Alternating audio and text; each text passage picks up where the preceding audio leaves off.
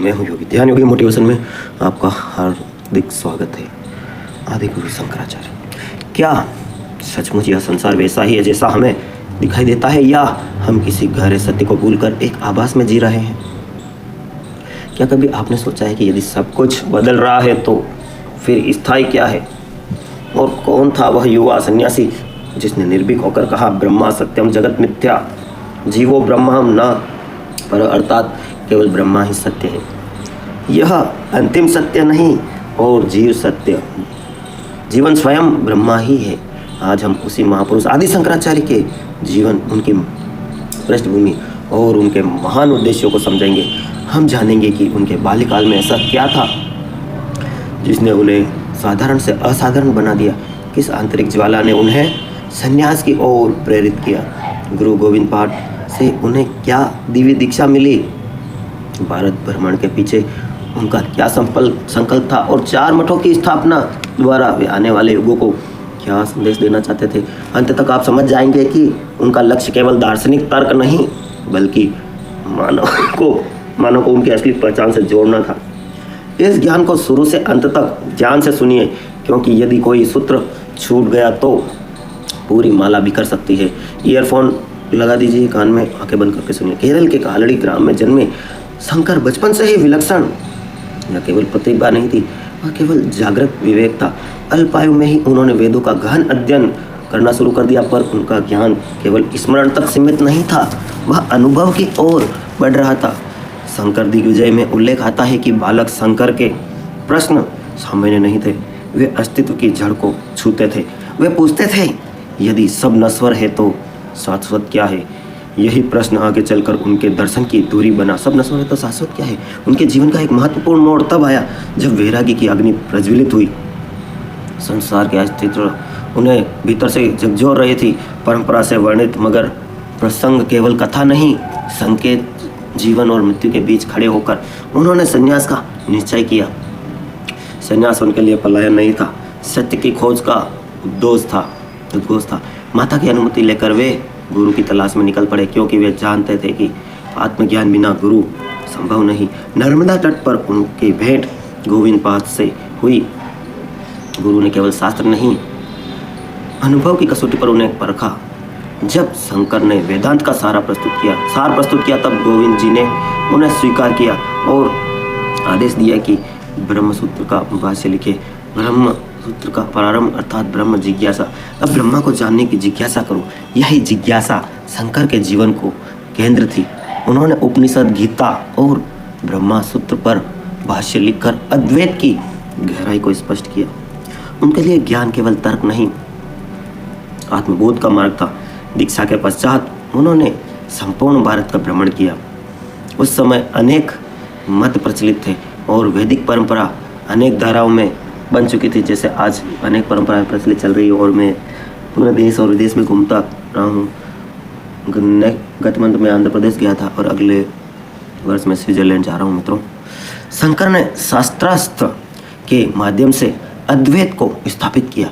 उनका उद्देश्य विरोधियों को हराना नहीं, सत्य को उजागर करना था। मंडन मिश्र के साथ उनका संवाद केवल वाद विवाद नहीं, 2 दृष्टियों का संगम था। अंततः मंडन मिश्र उनके शिष्य बने, जो दर्शाता है कि शंकर की विजय विचार की विजय थी। भारत भ्रमण के दौरान उन्होंने अनुभव किया कि यदि ज्ञान को संरचना नहीं दी गई तो वह बिखर जाएगा। इसलिए उन्होंने 4 दिशाओं में 4 मठ स्थापित किए गए। दक्षिण में श्रृंगेरी, पश्चिम में द्वारका, पूर्व में पुरी और उत्तर में ज्योतिर्मठ। आप किस किस जगह गए हैं कमेंट में बताएं। प्रत्येक मठ को एक वेद, एक महाकाव्य से जोड़ा गया। यह केवल संगठन नहीं था, ज्ञान की अखंड परंपरा को सुरक्षित रखने का प्रयास था। उन्होंने यह सुनिश्चित किया कि आने वाली पीढ़ियां आत्मज्ञान की धारा से जुड़ी रहे। उनका मूल उद्देश्य वेदांत को पुनर्जीवित करना था। वे मानते थे कि कर्म कांड में उलझा मनुष्य अपने वास्तविक स्वरूप को भूल गया है।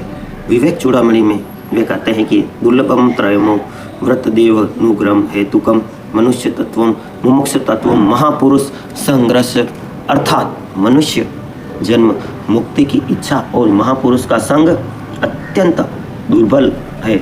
यह बुक भी आपने पढ़ी हो तो कमेंट में बताएं, कहाँ से वीडियो देख रहे हैं बताएं। और इस पंक्ति वाली जो बुक है उसके बारे में वीडियो चाहते हैं तो लिखें यस। शंकराचार्य जी का जीवन इन तीनों का संगम था। वे चाहते थे कि मनुष्य अपने जीवन में जाके और जाने की सीमित देह नहीं है, असीम चेतना है। भज गोविंदम स्पष्ट कहते हैं। देखो ओशो सदगुरु ये भी कहते हैं कि ये जो आप हो ये खाली इस देह तक सीमित नहीं, ये तो एक पिंजरा है। कैसे? अब आप दीपक में अग्नि जलाओ या मसाल में जलाओ या पूरा खेत जलाओ, अग्नि तो विशाल है। अब आप कह दो कि ये तो अग्नि छोटी सी है, इस दीपक में है, इतनी सी है अग्नि, मेरा क्या करेगी अग्नि में। इसी प्रकार चेतना विशाल है मित्रों। चेतना सिर्फ आपके ये हाथ पैर आंखें नाक तक सीमित नहीं है। चेतना वो कहते हैं ना कि इस सूर्य जैसे कई लाखों सूर्य इस ब्रह्मांड में है, और उस ब्रह्मांड से भी ज़्यादा तेज आपकी जो ये चेतना है, आपका जो दिमाग है उसमें है। गोविंदम से स्पष्ट कहते हैं कि भज गोविंदम भज मूढ़ मते, अर्थात है अज्ञान से जके मन ईश्वर का स्मरण कर। उनका संकेत है कि केवल शब्दों का ज्ञान पर्याप्त नहीं, अंतर्मुखी साधना आवश्यक है।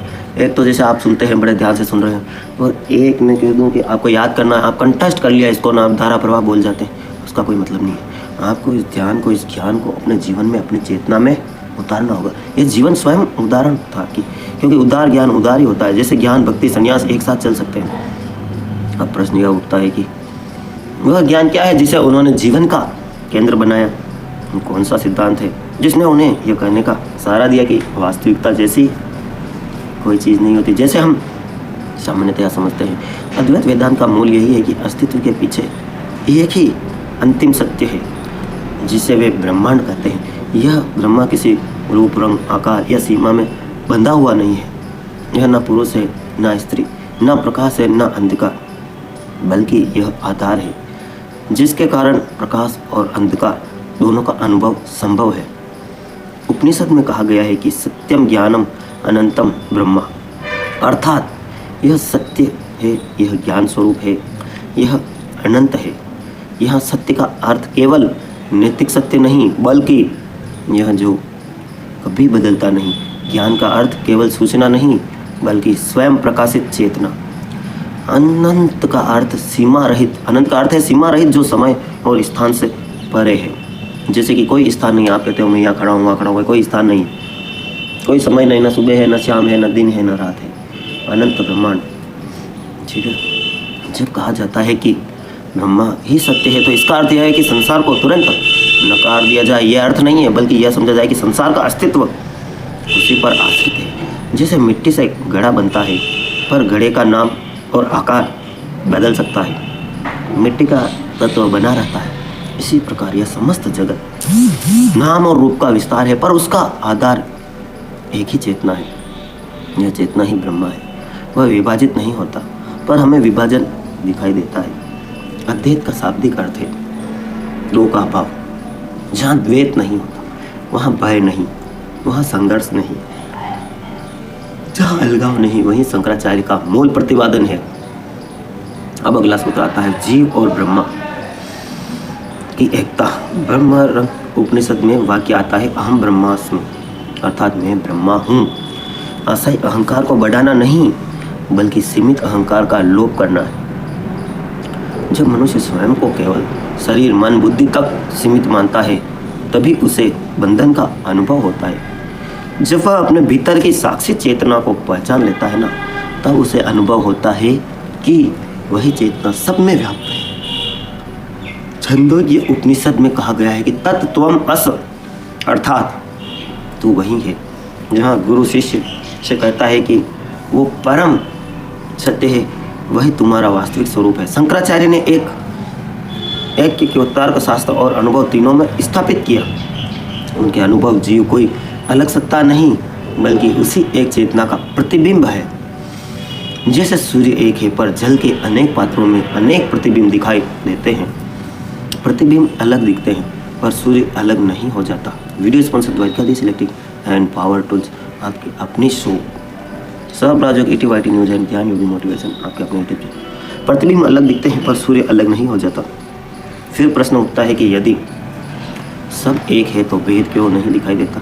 यहाँ अविद्या का सिद्धांत आता है। अविद्या का अर्थ केवल पढ़ाई का अभाव नहीं, बल्कि अपने वास्तविक स्वरूप को न जानना है। जब हम स्वयं को सीमित मान लेते हैं, तब दूसरों को भी अलग मानते हैं। यही अज्ञान संसार के अनुभव को जन्म देता है। शंकराचार्य कहते हैं कि अविद्या अनादि अर्थात उसका प्रारंभ नहीं बताया जा सकता, पर यह अंतहीन भी नहीं, क्योंकि ज्ञान से उसका नाश हो सकता है।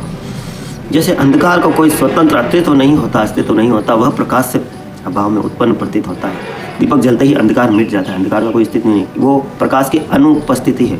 आत्मज्ञान प्रकट होते ही अविद्या समाप्त हो जाती है। जब आत्मज्ञान आपको प्रकट हो गया मान लो, तो फिर ये छोटे छोटे टेंशन, ये छोटी मोटी बातें, ये दुख सुख, इन सब से आप पर एक बहुत ही ब्रह्मांडीय चेतना में आ जाओगे। उसी को कहते हैं परम आनंद कह लो, आप आत्मज्ञान कह लो, एनलाइटमेंट कह दो। संसार तभी दिखाई देता है सकता है, पर उसका बंधनकारी प्रभाव समाप्त हो जाता है। अविद्या के साथ जुड़ा है माया का सिद्धांत। माया को वे ब्रह्मा की अद्भुत शक्ति कहते हैं, जो एक में अनेक अनुभव कराती है। माया ना पूर्णतः सत्य है, ना पूर्णतः असत्य।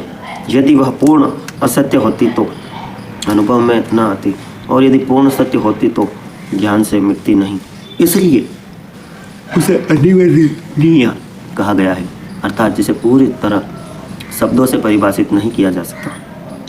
माया के कारण ही नाम और रूप की विविधता प्रकट होती है। जैसे जादूगर के खेल में वस्तुएं दिखाई देती है, पर उसका आधार जादूगर की कला होती है, उसी प्रकार यह जगत विविध रूपों में प्रकट है, पर उसका आधार एक ही चेतना है। माया आवरण भी है और प्रक्षेपण भी है। वह वास्तविक स्वरूप को ढकती है और भिन्नता का प्रक्षेपण करती है। जब तक माया का आवरण है, तब तक जीव स्वयं को सीमित अनुभव करता है। अब अंतिम सूत्र आता है ज्ञान मार्ग का। शंकराचार्य स्पष्ट कहते हैं कि मुक्ति कर्म से नहीं, केवल आत्मज्ञान से संभव है। कर्म शुद्ध दे सकता है, मन को तैयार कर सकता है, पर अंतिम बंधन को काटने वाला ज्ञान ही है। मुंडक उपनिषद में कहा गया है कि न आत्म प्रवचन लभ्य, न मैया न बहु श्रुतेन, अर्थात यह आत्मा न प्रवचन है, न बुद्धि से, न बहुत सुनने से प्राप्त होती है। इसका अर्थ यह नहीं कि अध्ययन व्यर्थ है, बल्कि यह है कि केवल बौद्धिक समझ पर्याप्त नहीं। जब साधन भीतर उतरता है तो विवेक और वैराग्य को धारण करता है, तब आत्मबोध संभव होता है। ज्ञान यहाँ सूचना नहीं, प्रत्यक्ष अनुभव है। ज्ञान मार्ग में प्रथम है विवेक, अर्थात नित्य और अनित्य का भेद करना। फिर वैराग्य, अर्थात अस्थायी वस्तुओं से आसक्ति का क्षण। इसके बाद शाम, दम, उत्पत्ति, तितिक्षा, श्रद्धा और समाधान जैसे गुणों का विकास। यह सब साधक को तैयार करते हैं ताकि यह आत्मा की पहचान कर सके। जब तक पहचान होती है तब मुक्ति भविष्य की घटनाओं में नहीं रहती, वह वर्तमान में ही अनुभूत होती है। इसे जीवन मुक्ति कहा गया। यहाँ व्यक्ति शरीर में रहते हुए भीतर से मुक्त होता है, पर जैसे यह बात सामने आती है, एक स्वाभाविक प्रश्न उठता है कि यदि मुक्त अवस्था यही अभी संभव है, तो फिर यह जगत जिसे हम इतने गंभीर और ठोस रूप में जी रहे हैं, उसका स्थान क्या है? जब शंकराचार्य कहते हैं जगत मिथ्या, तो क्या वे इस संसार को नकार रहे हैं या उसके बारे में हमारी समझ को बदलना चाहते हैं? इसी रहस्य को समझना अत्यंत आवश्यक है, क्योंकि बिना इस समझे अद्वैत का हृदय स्पष्ट नहीं होता। मिथ्या शब्द को सामान्यतया लोग असत्य समझ लेते हैं, पर शंकराचार्य का आशय उससे भिन्न है। मिथ्या का अर्थ है जो न पूर्णतः सत्य है और न पूर्णतः असत्य। यदि कोई वस्तु पूर्ण असत्य है, जैसे आकाश में फूल, तो उसका अनुभव ही नहीं होगा। यदि कोई वस्तु पूर्ण सत्य हो तो वह कभी बदल नहीं सकती। जगत हम दोनों के बीच की स्थिति है, यह अनुभव में आता है, इसलिए उसे असत्य नहीं कह सकते, पर यह निरंतर बदलता रहता है, इसलिए उसे अंतिम सत्य भी नहीं कहा जा सकता। यह समझना सूक्ष्म है। जैसे दर्पण में दिखाई देने वाला चेहरा दिखता है, पर उसका स्वतंत्र अस्तित्व नहीं होता, वह किसी आधार पर टिका है। उसी प्रकार यह जगत भी किसी आधार पर टिका है, पर स्वयं में अंतिम नहीं है। इस बात को स्पष्ट करने के लिए शंकराचार्य ने रस्सी और सांप का दृष्टांत दिया। अंधेरे में पड़ी रस्सी को यदि कोई व्यक्ति सांप समझ ले तो उसके भीतर भय उत्पन्न हो जाता है, उसका हृदय धड़कने लगता है शरीर में कंपकपी आ जाती है। उस क्षण उसके लिए सांप बिल्कुल वास्तविक है, पर जैसे ही प्रकाश होता है पता चलता है कि वहाँ केवल रस्सी थी।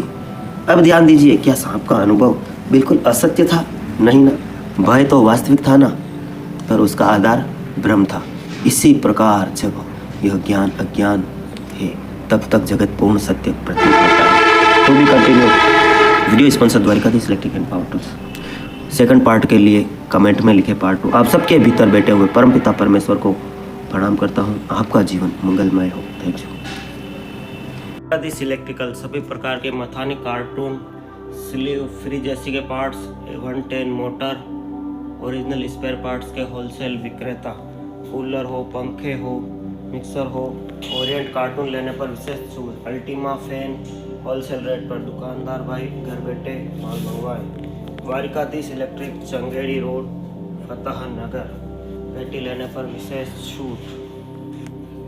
शांति कोई बाहरी खोज नहीं है, यह आपके भीतर की यात्रा है। जिसे आप बाहर ढूंढते हैं वह सिर्फ एक भ्रम है। अपने अंतर मन में उतरें और अनंत शांति को पाएं। ध्यान योगी। फ्री जॉब वॉशिंग मशीन हो या एयर कंडीशनर हो, कोई भी स्पेयर पार्ट्स अगर कहीं नहीं मिलता तो योगी जी के यहाँ द्वारिकाधीश इलेक्ट्रिक पर जरूर मिलेगा। एक नया मिक्सर लेना है। योगी भैया के यहाँ को तमसा की दुकान पे हर चीज ओरिजिनल मिलती है। मिक्सर, पंखा या कूलर सब मिलेगा। कूलर की मोटर जाम हो जाए तो ऐसे फ्री करें। सबसे पहले इसे टैप करें। अब तेल डालें और शाफ्ट को घुमाएं। अब ये चल रहा है, समस्या हल हो गई है। आपकी अपनी शॉप द्वारकाधीश इलेक्ट्रिकल्स। यहाँ सभी प्रकार के cut off, armature, carbon, bearing, exhaust fan, पंखा। और अभी तो रुको, क्लाइमैक्स अभी बाकी। Dhyan Yogi motivation YouTube channel subscribe करें। हाँ बिल्कुल, इसे शेयर करें ताकि हर कोई इन वीडियो से शांति और सुकून पा सके। पावर टूल्स, जयपुर सिलाई के सामने, चंगेड़ी रोड, फतेह नगर। सभी प्रकार की कूलर, मोटरें होलसेल रेट पर। मथानी 12 इंची, 20 इंची, कॉपर मोटर, मिक्सर, मथानी, वॉशिंग मशीन, मोटर, सभी प्रकार का table fan, ceiling fan, copper और aluminium stator, sleeve, AC pipe, roll, wholesale rate पर। Dwarikadhish electric and power tools. सही पकड़े हैं। बहुत बड़ी, शाबाश बेटा, बहुत बड़ी। Don't forget to like and subscribe.